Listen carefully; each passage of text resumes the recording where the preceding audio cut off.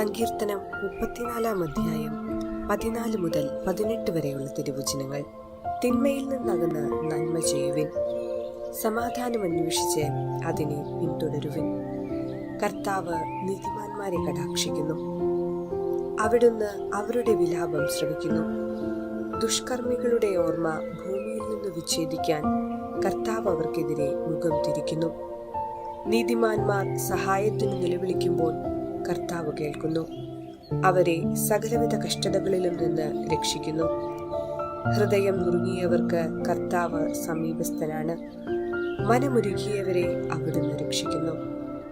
ഓർമ്മിക്കുക, നിഷ്കളങ്കമായ മനോഭാവത്തോടെ ദൈവഹിതം അന്വേഷിച്ചുള്ള എല്ലാ പ്രാർത്ഥനകളും കേൾക്കപ്പെടും, അവയ്ക്ക് ഉത്തരം ലഭിക്കുകയും ചെയ്യും. ഗെത്സെമനിയിൽ നമ്മുടെ കർത്താവ് 3 പ്രാവശ്യം കഴിയുമെങ്കിൽ ഈ കാസ മാറ്റിത്തരണമേ എന്ന് പ്രാർത്ഥിച്ചു. അവിടുന്ന് ഉദ്ദേശിച്ച കാസ കുരിശുമരണമാണ്. ഈശോ കൂട്ടിച്ചേർക്കുന്നു, എന്റെ ഇഷ്ടമല്ല അങ്ങയുടെ ഇഷ്ടം നിറവേറട്ടെ എന്ന മനോഭാവത്തോടെയുള്ള അവിടുത്തെ പ്രാർത്ഥന കേൾക്കപ്പെടാതെ പോയില്ല. സ്വർഗത്തിൽ നിന്ന് ഒരു ദൂതൻ പ്രത്യക്ഷപ്പെട്ട് അവിടുത്തെ ശക്തിപ്പെടുത്തി. പിന്നെ അവിടുത്തേക്ക് ആ കുരിശൊരു ഭാരമായി അനുഭവപ്പെട്ടില്ല. പ്രത്യുത പിതാവിന്റെ ആഴമേറിയ സ്നേഹത്തിന് പ്രതിസ്നേഹം നൽകുന്ന നിമിഷങ്ങളായും ലോകത്തിന്റെ രക്ഷയ്ക്കുള്ള ഉപകരണമായും ആ കുരിശിനെ മാറ്റാൻ കർത്താവിന് കഴിഞ്ഞു. നിഷ്കളങ്കമായ മനോഭാവത്തോടെയുള്ള നമ്മുടെ പ്രാർത്ഥനയും പ്രകാരം ആസ്വദിക്കുവാൻ നമുക്ക് കഴിയണം. പ്രാർത്ഥിക്കുവാൻ നേരമില്ലാത്തവരും പ്രാർത്ഥന ജോലിയാക്കുന്നവരും പ്രാർത്ഥന അരോചകമാക്കി ഭാരമാക്കുന്നവരും പ്രാർത്ഥന കടമയാക്കി അതിനെ ഒഴിവാക്കാൻ പറ്റാത്ത കുരിശാക്കുന്നവരും കർക്കശമായ നിബന്ധനയുടെ തണലിൽ പ്രാർത്ഥനയ്ക്ക് ഇരുന്നു കൊടുക്കുന്നവരും എന്താണ് പ്രാർത്ഥനയെന്ന് അറിഞ്ഞുകൂടാത്തവരും ഇന്നത്തെ സമൂഹത്തിന്റെ ഭാഗമാണ്.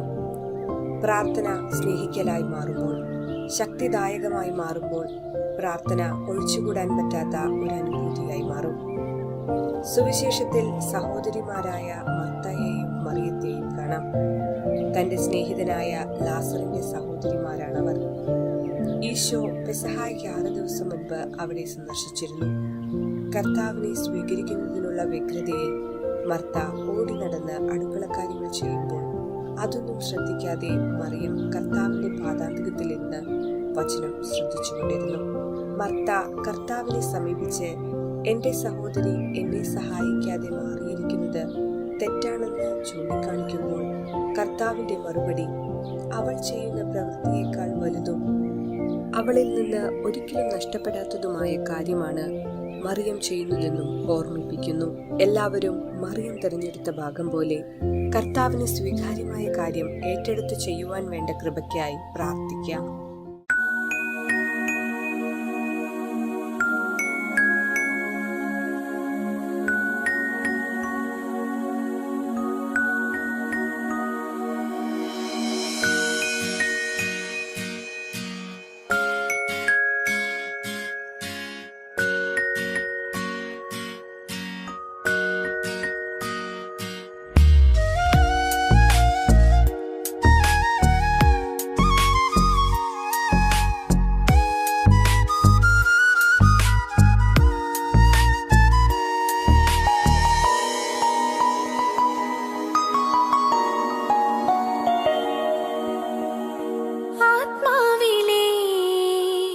ചെറുനാളമേ, നിന്നോടു ചേർന്നിരിക്കാൻ ഞാൻ കൊതിപ്പൂ. ആത്മാവിലെ ചെറുനാളമേ, നിന്നോടു ചേർന്നിരിക്കാൻ ഞാൻ കൊതിപ്പൂ.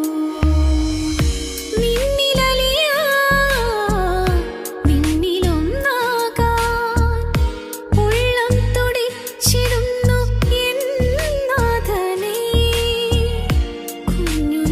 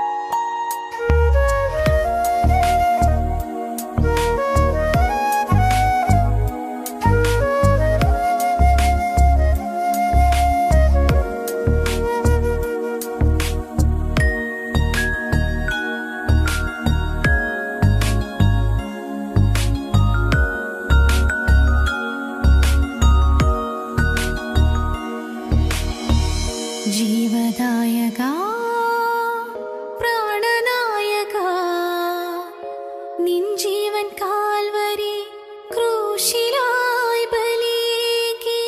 ജീവദായക, പ്രാണനായക, നിൻ ജീവൻ കാൽവരി ക്രൂശിലായി ബലിയേകി. ഇത്രമേൽ എന്നെ സ്നേഹിക്കാനായി വേറെ ആരുണ്ട്? അത്രമേൽ എന്നെ കരുതാൻ ഭൂമിയിൽ ആരുണ്ട്? യേശുവേ, നീ മാത്രം സത്യമായ ദൈവം. ആത്മാവിലെ ചെറുനാളമേ